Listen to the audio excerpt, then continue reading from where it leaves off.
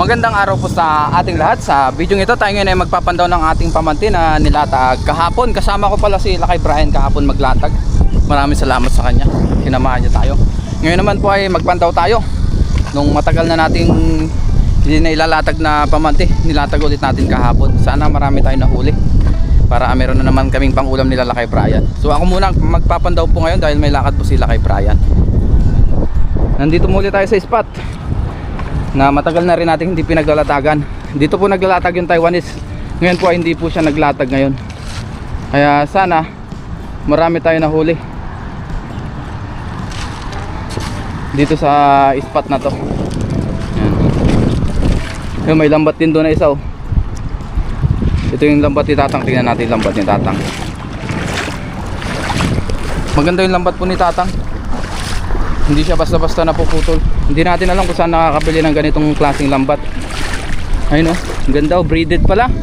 Parang tela. O yung mga sinulid na makakapal. Ganyan po yung lambat niya.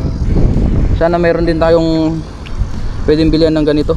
Meron po yan maputol, hindi basta-basta. Hindi gaya ng mga ganito na madaling maputol. Ang laki ng lambat niya o. Yung pong lambat niya. Kadalasan na nahuhuli niya dyan ay alimango, tsaka yung mga malalaking isda. Pang malakihan po yung kanyang hinuhuli. Tayo nilatag din po natin ngayon ay triple net na pang alimango lang. Maliit lang siya, hanggang dibdib. Ay hindi, hanggang bewang lang yata yung haba niya. Sana may nahuli ito. Ito po yung ating lambat. Ang linaw ng tubig oh. Pero pag tinapakan natin nagiging malabo dahil putik po dito. Ang target natin dito ay mga alimango. So sa dibdib ko na lang po ulit lagay yung ating pang video. Yan, samahan nyo po ulit ako sa ating fishing adventure ngayong araw. Let's go! Usahan na natin dito. May huli kaya? Wala man. Wala pa dito sa unahan. Yan. Uy, ito! Merong ano, tawag dyan, flatfish. May nahuling flatfish. Akala kong anong isda yun, flatfish pala oh. O anong tawag sa inyo nito guys? Soulfish. Yun oh. Flatfish, 1 down. Masarap po yan. Daming lumot ah. Oh. Wag natin.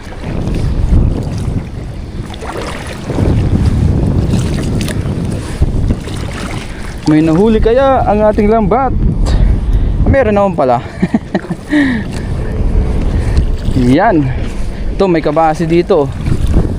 Wow, nakmay na natin oh. Kabasi. Nakapalupot pala siya.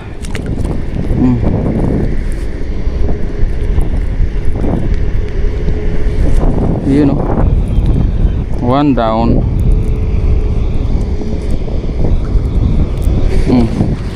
Pangalawa. Oh, hindi na tayo zero, may dalawa na tayo.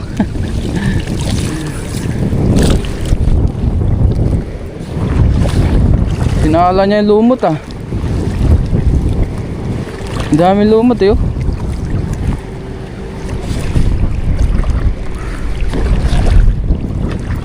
Maraming lumot.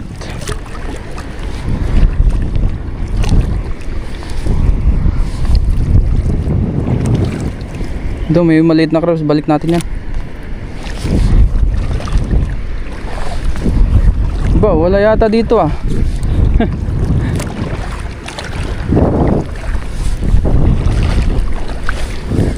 Wala man. Ayun, meron dun. Meron, ayun oh. May ananani na bubultalo. Meron tayo na naglamagos dito. Laki oh. Yes, kota na. Meron ng isa. Nagpalupalupot siya. Kung saan siya lumusot. Hanapin natin pinaglusutan niya. Dahil hindi ito basta-basta may lulusot. Pakinaan na lang po yung volume natin kung malakas yung hangin para hindi masakit sa tenga. Oh, lumusot lang.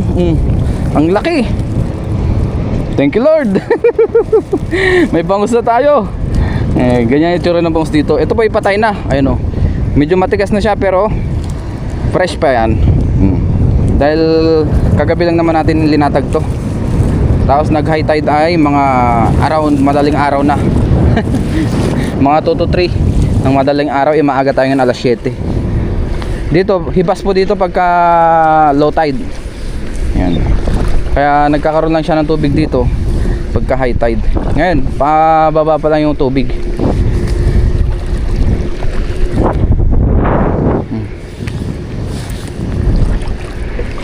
Kaya naman dito natin sa linalagay yung pang video natin pala guys, dahil lagi tayong walang kasama o madalas, maliban na lang kung nandyan sila kay Brian, meron tayong taga video minsan.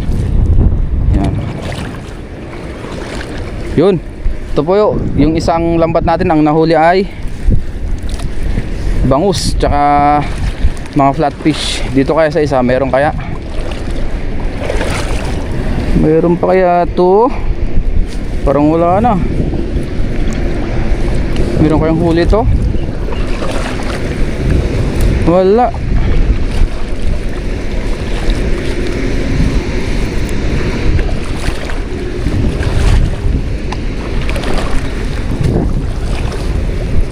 Walang huli. Walang huli dito banda.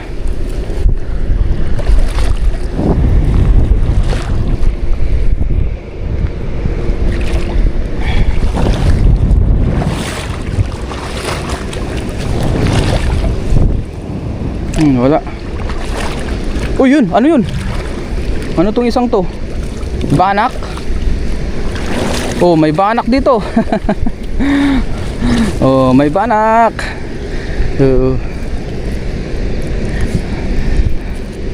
At least na nahuli to.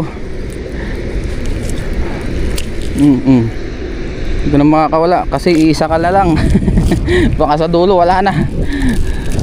Ayun, pang-apat. At least meron. Di ba? Latag-latag ng lambat. Nakakahuli din naman.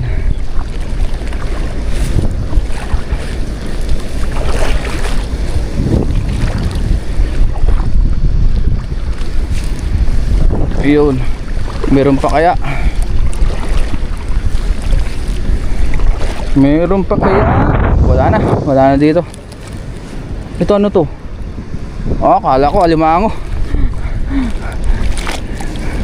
Oh, ito dito meron. Nandito pala nila mga talakitok. Ayan oh. Talakitok ang nahuli oh.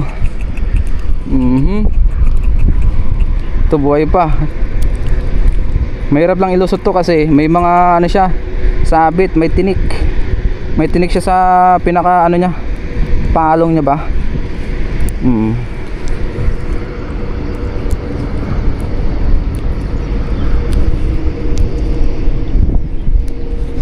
Yun, talakitok. Oh, good size yan. Yun, tapos yung isa, ito. Uy, ano to?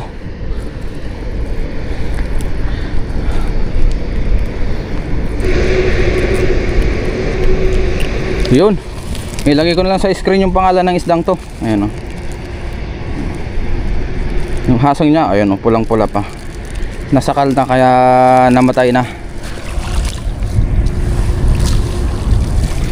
Ano, baliktad pala to. Baliktarin natin.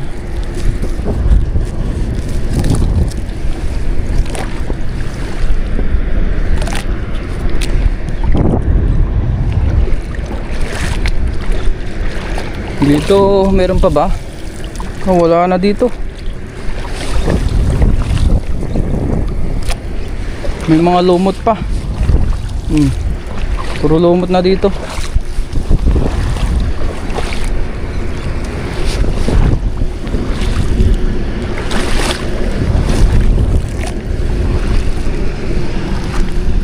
Wala na guys. Wala nang huli dito sa pinakadulo. Oh, ay do. Meron pa sa pinakadulo kaso maliit man. Ano namang isda to? Ah, ito. Barakuda man. O torsilyo na maliit. Buhay pa ba? Pag buhay pa to, papakawala natin eh. Sumabit. Tingnan natin kung buhay pa. Ay, buhay pa guys, buhay pa. Ayan o, nahinga pa siya o. Ayan o. Yan. Tingnan natin kung maano pa, mabubuhay pa. Umalis na yung barakudang maliit. Yun po yung ating nahuli ngayon. So ang gagawin natin, iiwan muna natin yung lambat dyan. Hintayin ulit natin mag high tide. Baka sa susunod na lang po na vlog natin, i-vlog yun. Yan. Kung hindi man tayo makapandaw, si Lucky Brian na lang kasi malapit naman siya dito. Biyaya pa yung may mga nahuli tayo. Ito po yung ating mga nahuli. Bangus, talakito. Yan o. Hindi na natin ibubuhos. Nakita naman natin kanina yung mga nahuli natin. Mga talakito. Biyaya, hindi tayo zero. Meron pa rin tayong pang ulam. Low tide na rin po. So mamayang siguro mga alas 2 pa mag high tide dyan. 1 to 2 PM. Ayan. Sana marami ulit mahulihan mamaya para pang ulam namin ni Lakay. Itong huli natin ay paghatian po namin ni Lakay. Siguro yung bangus na lang ang ating iluluto dahil si Lakay naman ay may stock pa na bangus, sabi niya. Tapos meron pa siyang nilatag dun sa kabila na lambat, kaya marami pa siya siguro pwedeng mahuli. Yun na lang muna ang ulamin natin ngayon, yung bangus. Catch and cook natin. Ganda ng panahon, oh. Nagdatingan na yung mga mamimingwit. Yan, dito lang naman tayo naglalatag sa gilid-gilid yan. Gilid ng spardite. Yan sa gitna naman ay malalim, kaya hindi tayo dyan naglalatag. Sa gilid-gilid lang tayo. Kaya kung mapapansin nyo, yung mga nahuhuli natin, hindi siya ganun sobrang dami. Kasi hindi rin naman tayo nakakalusong ng malalalim. Gaya ni Tatang may bangka. Tapos yung kanyang lambat mahaba. Dami niya nahuhuli. Minsan isang trio nahuhuli niya dito. Yung mga bangus ay pinapamigay niya. So let's go, uwi na po tayo para makapagluto pa.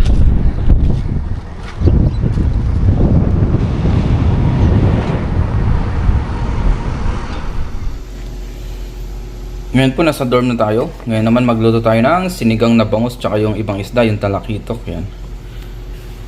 Nakapagsalang na rin tayo dito ng kaserola. Yan. Ilagyan natin ng tubig. Ilagyan na po natin yung ating kamatis, sibuyas tsaka luya. Yan. Pakuluan muna natin. Magsigang tayo ngayon. Tapos binigyan din pala tayo ng sitaw, yung napitas nila boss. Ihalo natin. Yan. Ito yung ating sitaw, yung binigay po sa atin. Ngayon po ay tirik na tirik ang araw. Ayan na. Tanghali na rin po. Patanghali na. Walang tayo na ang talbos ng kamote dito sa bakuran. Kanina namimita sila boss doon. Kaninang umaga binigyan tayo ng sitaw.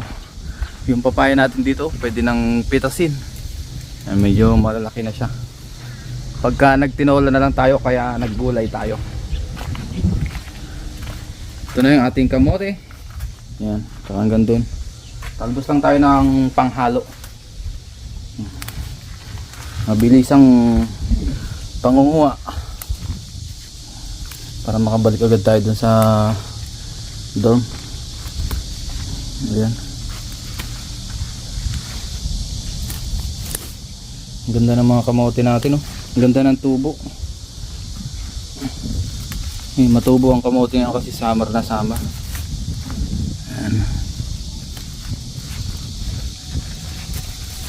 Biyaya, may mga tanim tayo dito. Pwedeng pangwalang, panghalo-halo sa isda. Ang dami pa dito. At dito sa kabila, ang dami pa. Yan, dalawang kamay na para mabilis tayo. Dahil mainit na rin. Masakit sa balat.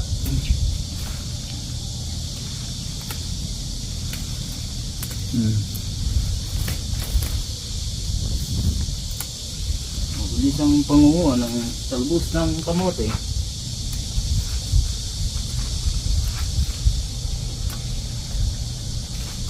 Dami dito sa baba, oh. Ang gaganda ng talbos.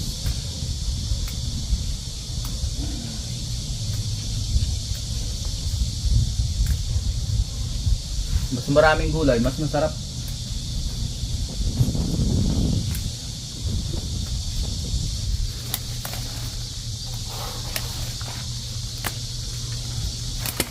Ang dami nating talbos ng kamote.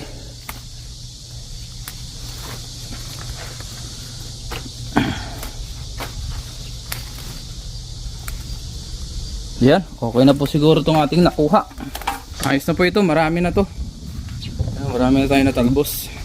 Tama-tama pang halo natin sa sinigang na isda. Favorite natin yan, sinigang na isda.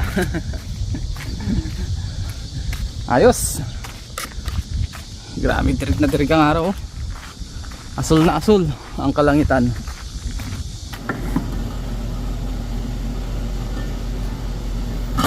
Yun po, kuluan na. Ilagay na natin yung ating mga isda.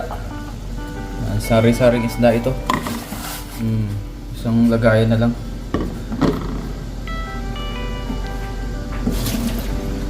Ilagay na rin natin yung ating siling verde.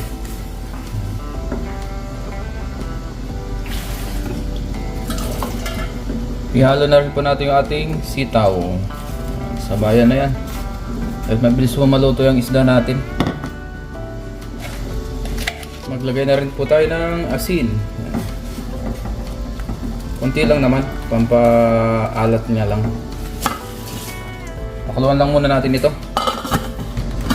Kuluan na, ilagay na po natin yung ating sinigang mix. Yan. Sinigang sa sampalok, pang 1 litro po ito. Ilagay na natin lahat para masim-masim. Lagay na rin po natin yung ating talbos ng kamote. Paibabaw na natin. Dami po nito. Yan.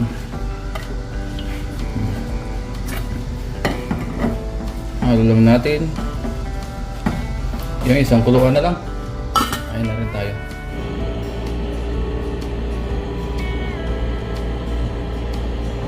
Ngayon po, kain na tayo. Nakaluto na tayo. Bago tayo mag-umpisa kumain, mag-pray muna tayo. Lord, maraming salamat po Panginoon sa pagkain sa aking harapan. Basan niyo po ito na may magbigay sa akin po sila ng pangatawan ng kalakasan. Ganun po sa aking mga viewers at sa aking pamilya. Angatan niyo rin po sila sa araw-araw. In Jesus' name, Amen. Tara po, kain tayo. Unang higop para sa inyo.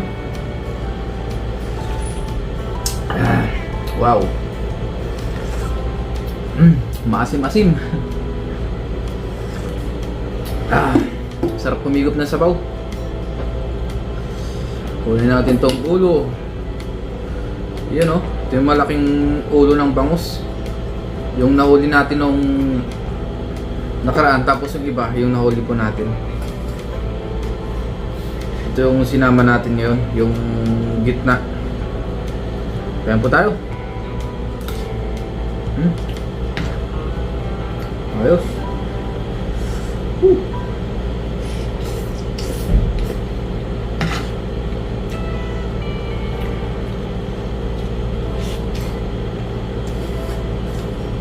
Sabaw.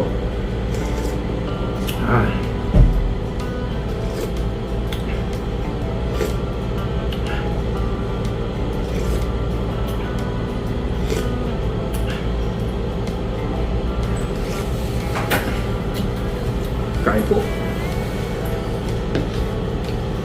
Kain. Nandyan rin po si Paring Jester. Kasama pala natin. Salamat po sa nagluto.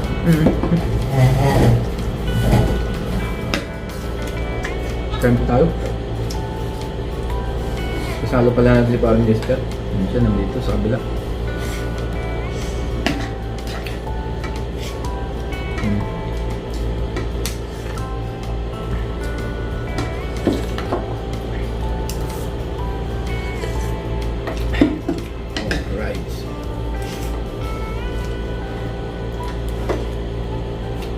Ang lasa ng sinigang natin. Asim kilig pre. Natin ko yun. Marami na yung sinigang.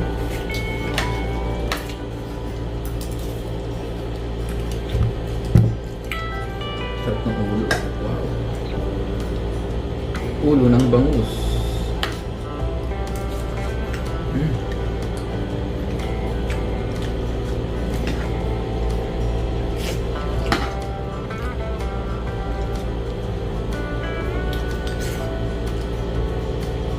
Muli, maraming salamat po sa inyong walang sawang suporta dito sa ating channel, sa mga palagi nagpo-comment, nag-like, silent viewers natin. Thank you sa inyo.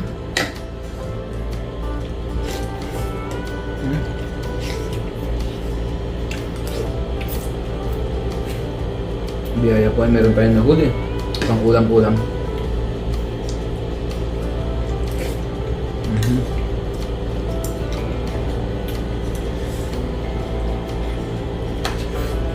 Latag lang doon sa dagat eh, pwede tayong makahuli ng pang-ulam.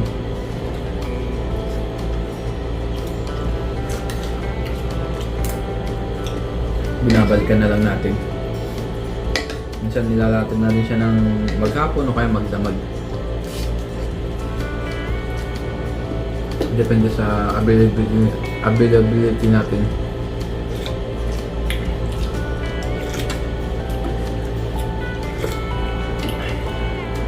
Alright. Ngayon po, tama lang yung nahuli natin. Kaya hindi tayo na zero. Meron pa rin tayo na iuwi.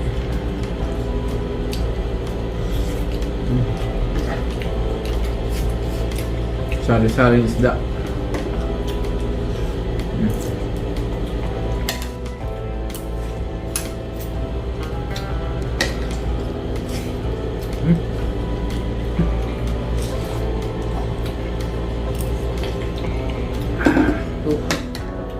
Labis ang sabaw.